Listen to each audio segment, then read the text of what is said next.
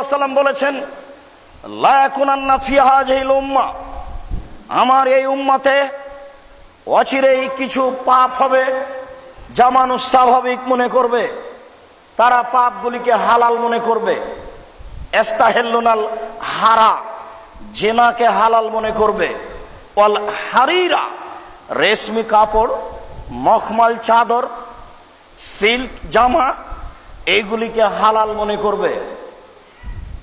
All খামরা, নেশাদার দ্রব্যকে হালাল মনে করবে। অল মাজিফা, বাদ্যযন্ত্রকে হালাল মনে করবে। বাদ্যযন্ত্র আর পাপের কাজ নয়, নির্দ্বিধায় দোকানে চলে, নির্দ্বিধায় ঘরে ঘরে চলে, কারোর কাছে পাপের কাজ নয়। তাহাজ্জুদ শেষই হয়নি, মাথায় টুপি নামায়নি, টিভিটা ছেড়ে দিয়ে ইন্ডিয়া চলে গেছে। ধর্মকে পাগল পেয়েছে, ধর্ম পৈতৃক সম্পত্তি। ধর্মকে পাগল পেয়েছে, ধর্ম পৈতৃক সম্পত্তি। অসম্ভব হতে পারে না। 1450 বছর পূর্বে তিনি বলেছেন, লা ইয়াকুন্না ফি হাযিহিল উম্মাহ, আমার উম্মতে অচিরে এমন মানুষ আসবে, ইস্তাহিলুনাল হারা, যারা জেনাকে হালাল মনে করবে। ওয়াল হারিরা, রেশমি কাপড়কে হালাল মনে করবে। ওয়াল খামরা, নেশাদার দ্রব্যকে হালাল মনে করবে। ওয়াল মাজিফা, গান বাজনা বাদ্যযন্ত্রকে হালাল মনে করবে। বুখারী। আবু মুসা আশআরী রাদিয়াল্লাহু তাআলা আনহু বলেন, রাসূল সাল্লাল্লাহু আলাইহি ওয়াসাল্লাম বলেছেন, লা ইয়াশরাবানা নাসুম মিন উম্মতি, আমার উম্মতের জনগণ অচিরেই নেশাদার দ্রব্য পান করবে। ওয়াইসমুনা বেগারে ইসমিহা, তারা নাম দিবে অন্য। অনুবাদ দেখুন ভালো করে, আমি একজন অনুবাদক, কথার 19-20 করতে আমি রাজি নই। তিনি বলেন, অবশ্যই অবশ্যই আমার উম্মতের জনগণ নেশাদার দ্রব্য পান করবে, নাম দিবে অন্য। আমি তো সময়ে সময়ে আপনাকে বলেছি, নাম বলতে আমি বলছি পেপসি, ঠান্ডা, মেরিন্ডা, কোকাকোলা, এইগুলি। আপনি যদি এইগুলি মনে না করেন তাহলে আপনি বের করেন সেগুলো কোনগুলো। আপনি যদি বলেন যে গাঁজা, তাকে সবাই মদ বলে।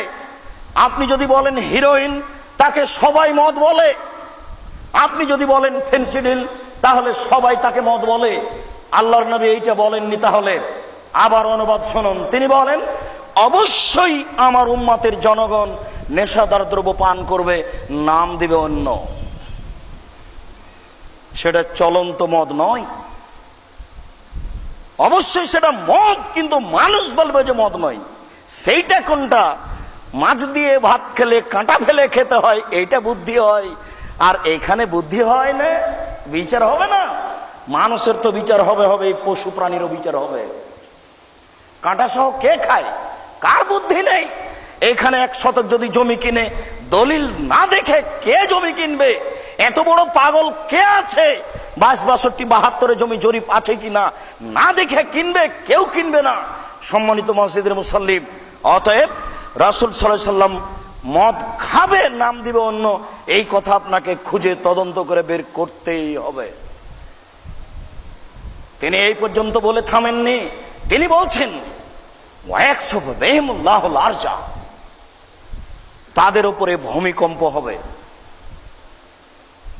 তিনি থামেননি, আরো বলছেন, ওয়ায়াজালু মিনহুমুল কিরদাতা ওয়াল খানাজির, তাদেরকে আল্লাহ শূকর এবং বানর করে দিবেন।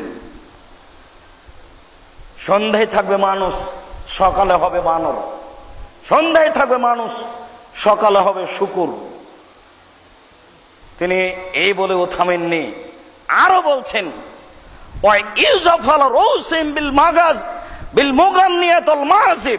ওই সমাতে নেতাদের সম্মান করা হবে গায়িকা দিয়ে আর বাদ্যযন্ত্র দিয়ে। দেখেন তো মিল খাই কিনা? ওই সময়ে নেতাদের মূল্যায়ন করা হবে বাদ্যযন্ত্র দিয়ে এবং গায়িকা দিয়ে, ছাত্রী দিয়ে।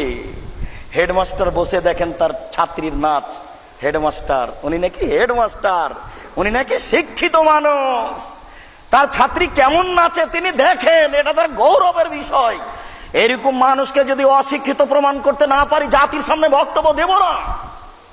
18 বছর থেকে বলে আসছি, কে এমন আছে বলতে পারে আমি শিক্ষিত মানুষ? তারা নয়, তারা যারা সমাজকে ধ্বংস করেছে, যারা বই পুস্তকে লিখে ক্লাস 5-এর বইয়ে, 6-এর বইয়ে, 7-এর বইয়ে, 8-এর বইয়ে, 9-এর বইয়ে, শরীর চর্চা বইয়ে লিখেছে একজন মহিলার স্তন কিভাবে বড় হয়, এটা ছাত্র ছাত্রী, শিক্ষক শিক্ষিকা সবকে ক্লাসে পড়তে হবে একসাথে। এটা বই, কাপুরুষ সন্তান, তোমাকে আমি বলিনি এই বই তুমি টয়লেট পেপার হিসেবে ব্যবহার করো। কেন জন্ম নিয়েছো দুনিয়াতে? কেন জন্ম নিয়েছ?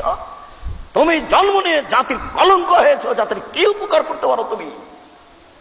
তুমি এই বই টয়লেট পেপার হিসেবে ব্যবহার করতে পারো না।